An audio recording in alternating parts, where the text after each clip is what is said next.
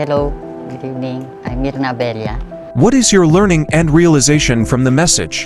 Being a true believer in Jesus Christ, we must follow the doctrine in the Bible, and we must read and learning deeply in the Bible.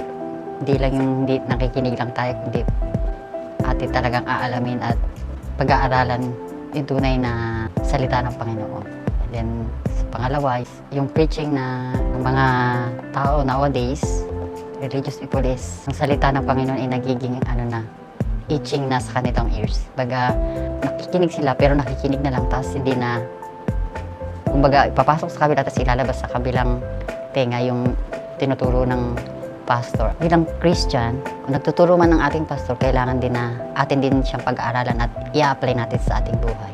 At yung pangatlo ay yung nowadays yung pangangaral ng salita ng Panginoon. Yung may mga tao na religious sila pero ang salita ng Panginoon ay natitwist na nila para sa sarili nilang kapakanan. Yan lang po. Maraming salamat.